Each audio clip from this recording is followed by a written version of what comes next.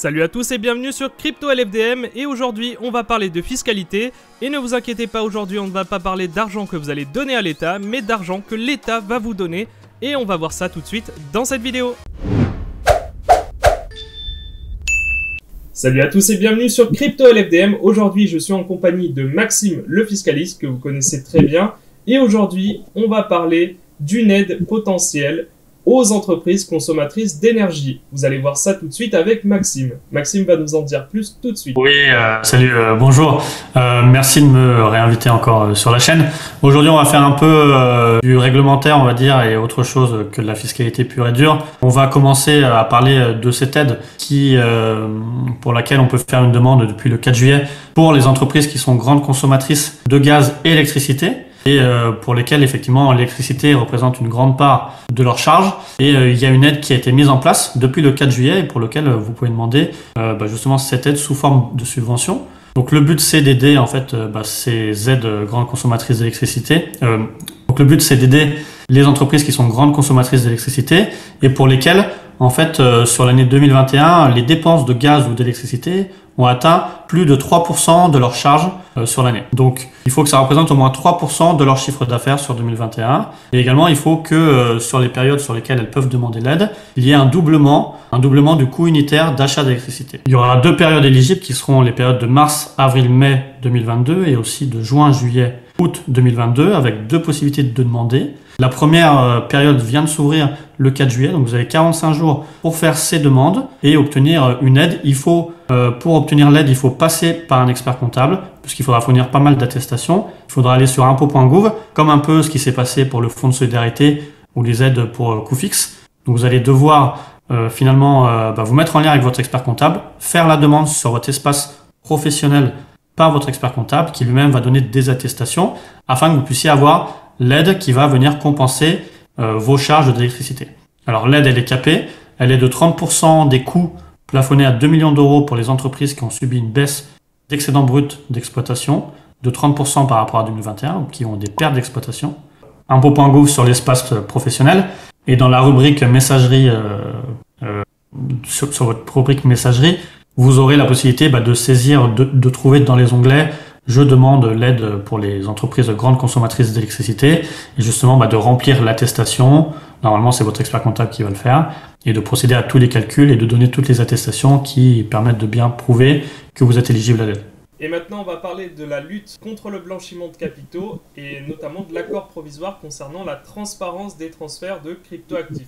On va voir ça tout de suite avec toi, justement, Maxime, tu vas nous en dire plus sur ce règlement.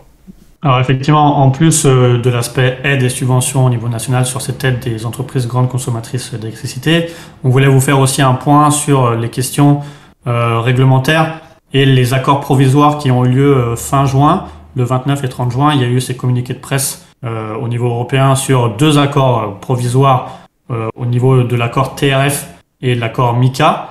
Je pense que si vous suivez les crypto-monnaies, vous avez dû en entendre parler.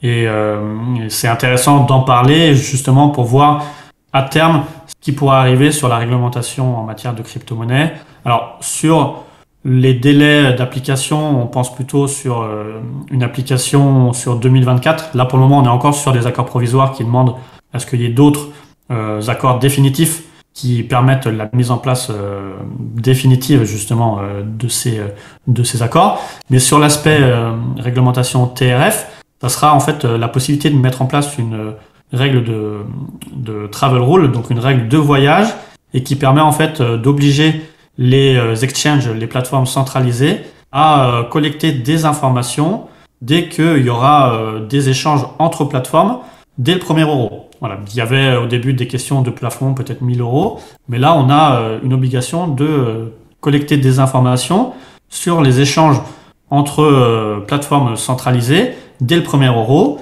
et aussi une obligation de collecter des informations sur les transferts de plateformes centralisées au wallet. On a dans l'accord, on parle de portefeuille non hébergé, type MetaMask ou vos clés, Ledger. Et à partir du moment où il y aura un transfert dans les deux sens, donc soit vous allez transférer de l'argent sur une plateforme ou soit vous allez transférer de la plateforme à vos portefeuilles non hébergés, donc à vos wallets. Dans ce cas-là, si les montants et les flux dépassent 1000 euros, la plateforme sera aussi tenue de collecter des informations et à terme de les transmettre aux autorités compétentes dans le cadre justement de demandes sur une recherche dans le cas, voilà, dans la lutte contre le blanchiment d'argent ou le financement du terrorisme.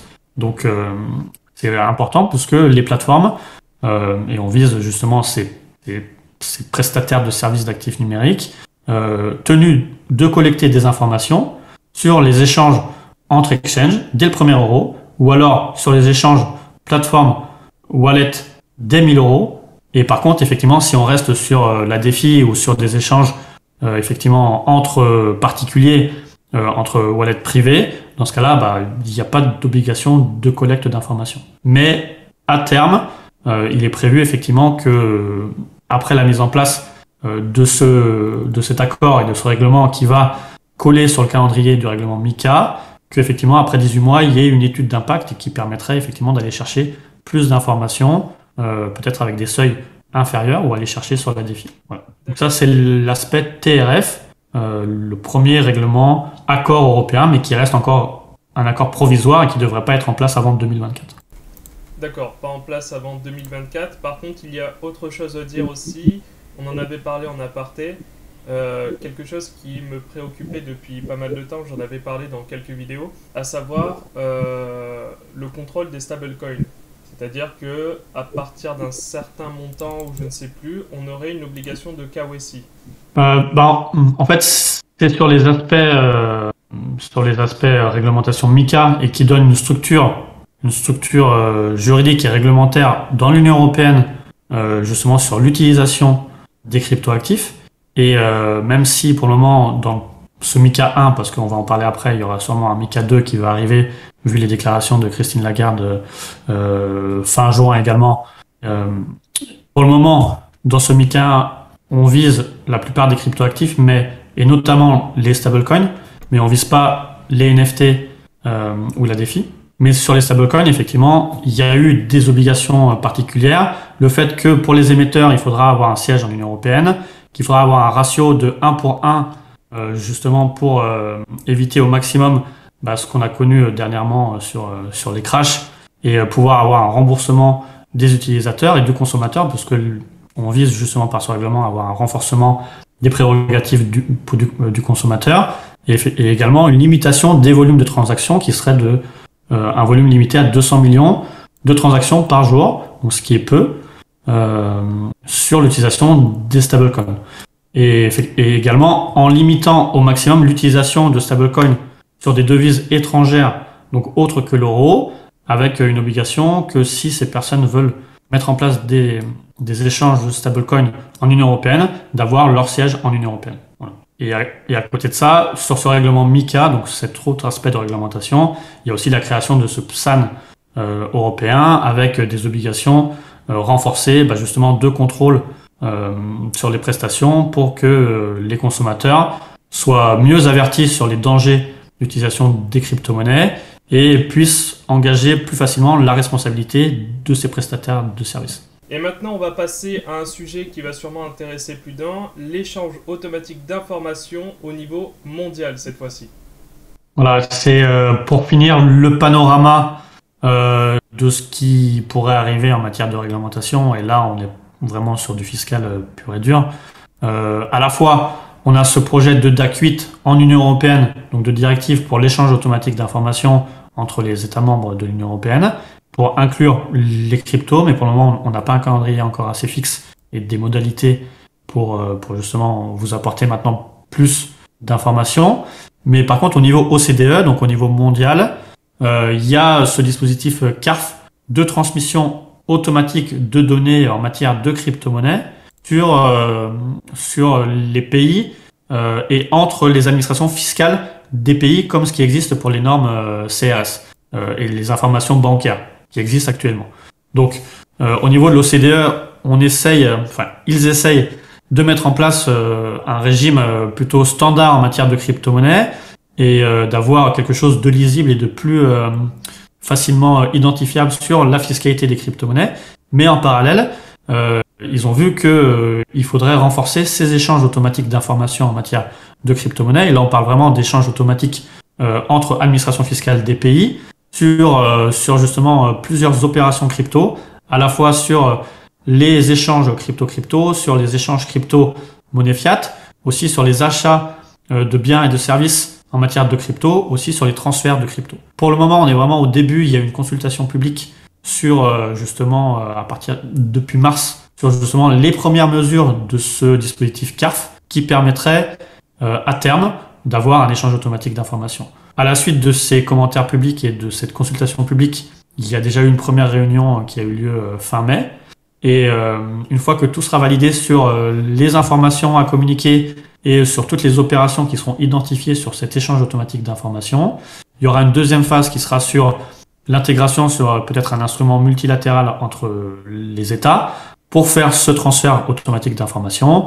Et une troisième phase sur les modalités techniques de transmission des données et de collecte des données. Puisque là, on va vraiment, si on lit le rapport, moi je vous invite à le lire, et pour le moment c'est que en anglais, mais vous verrez que le but c'est de rattacher le plus de crypto possible, et tout ce qui n'est pas encore prévu et tout ce qui n'est pas encore connu maintenant, et de rattacher effectivement également le monde de la DeFi, et d'imposer aux intermédiaires de mettre en place une collecte de données et une transmission automatique à l'administration fiscale sur à peu près toutes les opérations crypto, à savoir échange crypto-monnaie fiat, échange crypto-crypto, achat de biens et services en crypto ou simplement transfert de crypto. Donc, et avec les obligations de collecter des informations justement sur le nom, la résidence fiscale et une transmission de ces informations.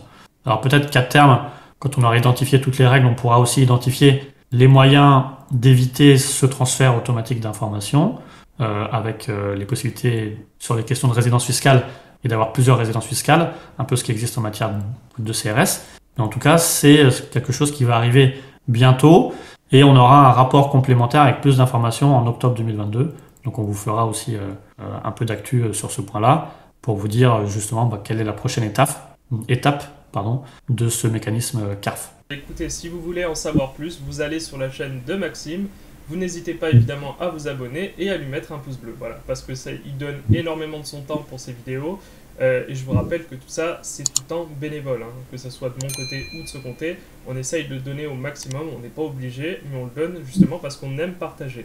Voilà, je pense qu'on a fini maintenant et je pense qu'on va se dire au revoir et on se verra pour une prochaine vidéo. Allez, ciao! Ça marche, merci. Merci.